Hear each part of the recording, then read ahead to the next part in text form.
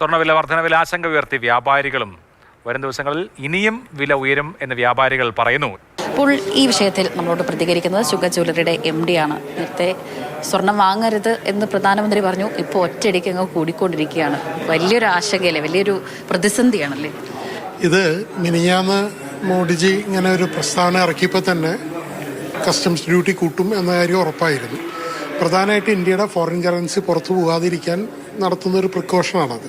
സ്വർണ്ണവില ഉറപ്പായിട്ടും ഒരു പവന് 30,000 രൂപയോളം കൂടണമായിരുന്നു. അതിൻ്റെ ഫസ്റ്റ് പാർട്ട് മാത്രമേ ഇന്ന് കൂടിയിട്ടുള്ളൂ. ഇന്ന് ഉച്ചയ്ക്കും നാളെയൊക്കെ ആയിട്ട് 1,30,000 35,000 എത്തും എന്ന് തന്നെയാണ് ഞങ്ങൾ വിശ്വസിക്കുന്നത്. ഇനി യുദ്ധം കൂടി തീർന്നു കഴിഞ്ഞാൽ ഇപ്പോൾ ഗോൾഡിൽ നിന്ന് മാറി ഓയിലിലും കറൻസിയിലും ഇൻവെസ്റ്റ് ചെയ്തവർ തിരിച്ച് ഗോൾഡിലേക്ക് തന്നെ വരും.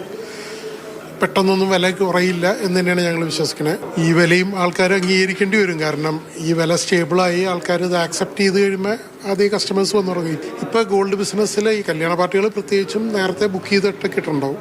ഇപ്പോൾ ബുക്ക് ചെയ്തവർക്ക് വില കൂടിയാൽ ഈ വിലയ്ക്ക് കിട്ടും, കുറഞ്ഞാൽ കുറഞ്ഞ വിലയ്ക്ക് കിട്ടും എന്നൊരു കണ്ടീഷനായ ബുക്ക് ചെയ്തവർക്കൊന്നും കാര്യമായി ബാധിക്കില്ല. ആ ബുക്കിങ്ങിൽ സ്വർണ്ണക്കടക്കാർക്ക് കാര്യമായി നഷ്ടം വരില്ല. പക്ഷേ കറസ്പോണ്ടിങ് ആയിട്ട് ബുക്ക് ചെയ്യാതെ നിന്നിട്ടുള്ള സ്വർണ്ണക്കടക്കാരുണ്ടെങ്കിൽ അവർക്കൊക്കെ ബുദ്ധിമുട്ടുകൾ വരും. സ്വർണ്ണ വ്യാപാര മേഖലയിൽ വലിയ ഒരു തിരിച്ചടിയാണ് ഇന്ന് ഒറ്റയടിക്ക് ഉയർത്തിയിരിക്കുന്ന ഈ വില. ശരത്തമ്പാട്ടുകാവിനൊപ്പം സ്നേഹ മോളേനാർ, മാതൃഭൂമി ന്യൂസ്, കൊച്ചി.